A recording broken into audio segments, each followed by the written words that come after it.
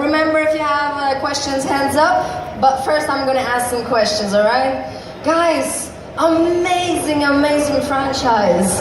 Elm Street, that's a hot address recently, huh? Halloween weekend was just around the corner. Did you dress up? Did you go party? What was your costume? Mr. Robert, you first, you're holding the mic. I was in the air, flying to see my fans here in Germany. So I missed Halloween, but I'll tell you something. In Southern California, our newspaper is the Los Angeles Times. And as I was packing and waiting for my car to take me to the airport, they delivered the newspaper, and the whole front section of the LA Times was a special report on Heather Langenkamp, my nemesis, one of my girls from Nightmare 1, 3, and 7, and she played Nancy, and it was a big article about her, and she does the special effects makeup now for the American Horror television show. Nice. So that was sort of the Halloween Nightmare on Elm Street vibe back in California. That's pretty cool.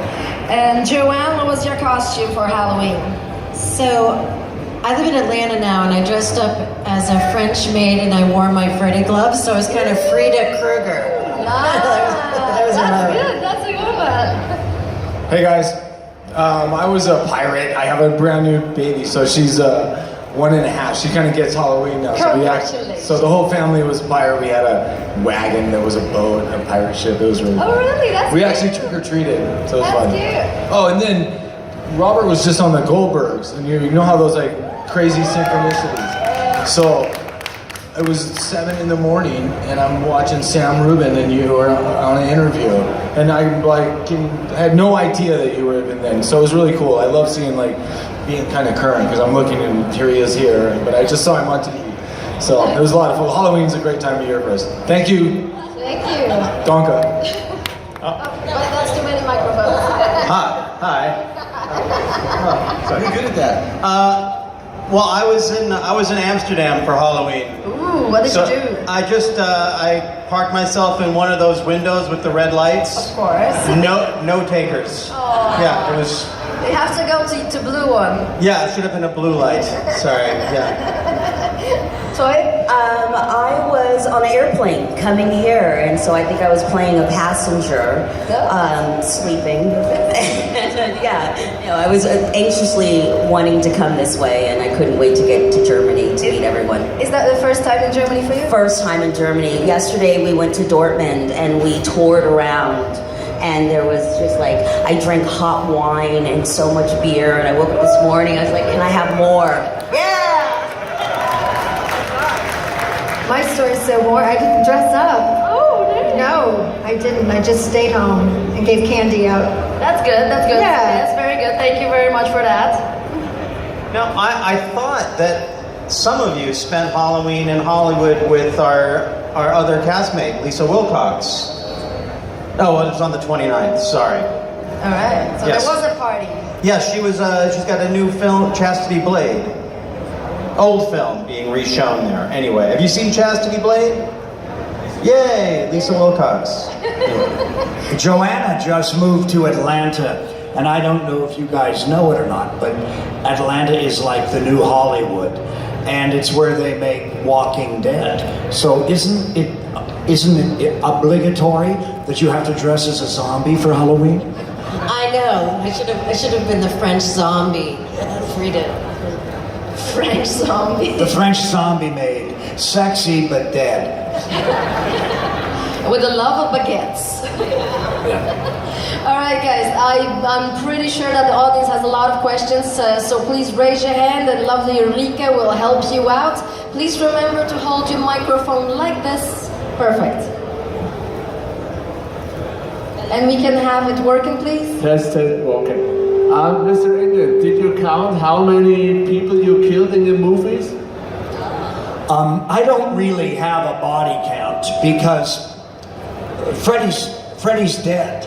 Freddy's dead from the get-go, so he's killing people in their dreams. If you really paid a lot of attention to Nightmare 1, when the movie ends, it's really just beginning. that the entire movie is Heather's precognitive dream about what's going to happen to her friends. Because at the end of the movie, they're all alive, picking her up to go to school. And the first kill is really the mother getting sucked through the door. Well, there's going to be a quiz later, Toy. There's a lecture later on this just jokes. All right, that's a good question. Another one? Hello. Hi guys, it's good to have you. Hi. My question is from Mr. Englund as well. We have such a long acting career. Many. Oh, can you hear me now? Better? My question is from Mr. Englund once again.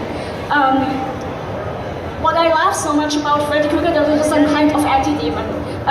Normally if you got a bad spirit or something in a movie, this guy comes jumping out of the car, killing you, you see a lot of blood and that's it. Now this You have to remember is that Freddy inhabits your subconscious, so he knows your secret fears.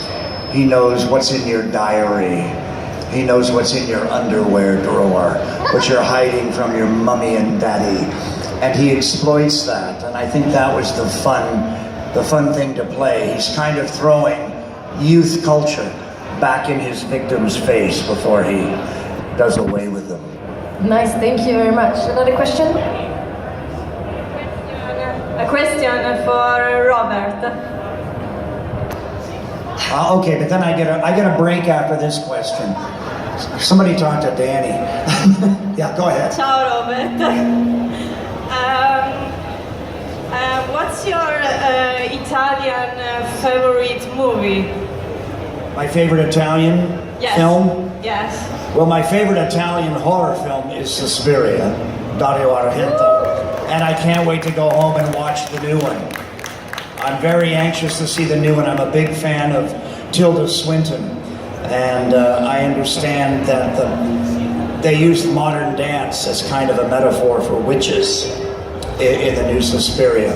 But my favorite Italian film actually is called Night of the Shooting Stars. And it's about one village in World War II and the divide of sympathies. But the thing I love about it most is there's an old couple in it that falls in love, and I think it's just wonderful to see old people fall in love, because so often they're pushed to the side in films. But it's a wonderful film by the Taviani brothers called Night of the Shooting Stars. Thank you very much. Guys, do you have your favorite Italian movies? Danny? I don't know. Danny likes Hot Licks and Patent Leather. All Exactly. That was it. Right. Do you The only film I actually did a documentary about the Italian army, so the only movies I like are the movies that I'm in. Of course. And you never had the chance to be in an Italian movie, that's the reason. I him more. I got to kind of almost dance Freddy a little bit. He was kind of reptilian. My favorite movie of the franchise is Wes Craven's New Nightmare. And I'm not just saying that because we've lost Wes, but that's actually the one that's most from Wes's heart. It's the purest version of how Wes wanted to be both smart and scary. And it's also one of the movies in the franchise you can watch over and over again and find new things in it. Particularly the opening of part 7 with Heather Langenkamp going to visit the actor playing her special effects husband on Wes Craven's set. You watch it very carefully. Watch how Heather's wardrobe morphs, and you'll see the dividing line between reality and illusion.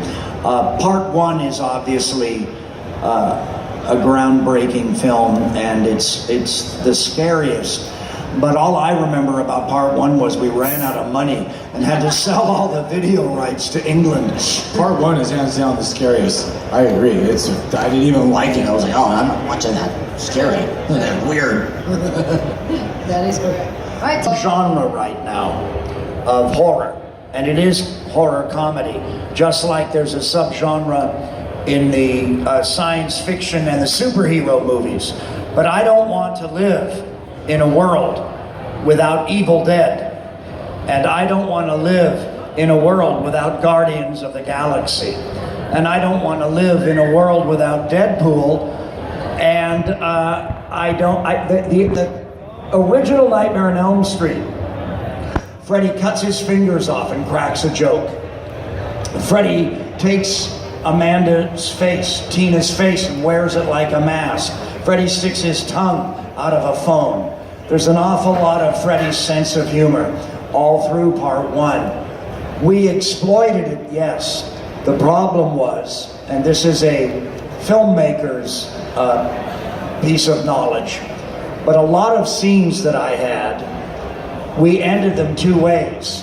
We ended them very dark and violent, and sometimes they would also give me a wisecrack. Then it was up to the editor to choose. It's called dealer's choice. And the editors over-relied on the Freddy one-liners, because the one-liners naturally give a scene a kind of rim shot, a kind of percussion point, so that they can end on it. So Freddy cracks a joke and they can cut out of the joke. The audience laughs and you cut to the next scene.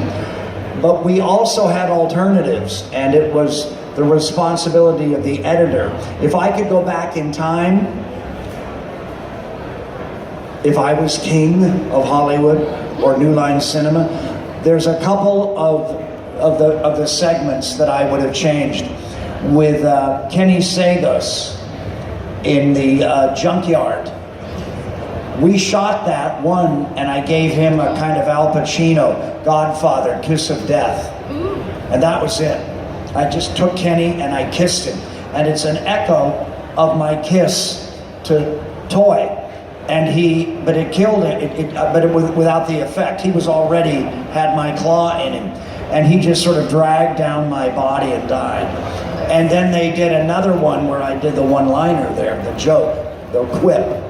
And just too often the editors, I think, were rushed and relied on the Freddy joke at the end of a sequence, whereas some of those choices could have been left with a dark option.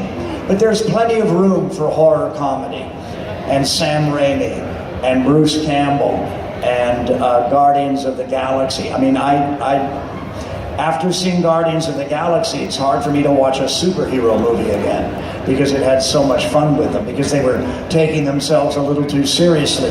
It's very similar to what happened in the 70s with rock and roll. Got a little too pompous and a little too self-important with the supergroups, and we got punk rock, which had to rip the rug out from under the supergroups. And Crosby, Stills, Nash, and Young, and Fido all went falling to the ground. Okay, now you guys talk about the franchise. I'll go. Tuesday, what is your favorite kill? I have to say that it's Amanda in one. I think that's a terrifying death. Fair It just enough. keeps going on and on. Andres? Well, just because no one else would say this, my own. My own. I mean, I think Robert was sick that day, so he couldn't show up. So it was just all me and Steve Fierberg, the DP, dancing back and forth. But it's been a much maligned scene, but I stand by it. There you go. Fair enough. Danny? I like all the special effects ones from 4 to 5, and actually 3, 4, and 5. There's so many special effects going on. I guess Rodney Eastman's death in the waterbed. I love that one, and the cockroach thing is just crazy. It's crazy. Yeah, I love it. It's very Kafka. Joanne? No, I love Amanda's death too. It was just so scary with her crawling around and you never saw anything like that. It still scares me. That is crazy. Yeah, Tina on the ceiling is very disorienting, but my favorite kill, because it's so politically incorrect and it's so perfectly Freddy, is Carlos in part 6, Freddy's Dead, with his hearing aid and Freddy pumping up the volume. You can hear a pin drop. Thank you so much, guys. Give a round of applause for the cast. Thank you so much.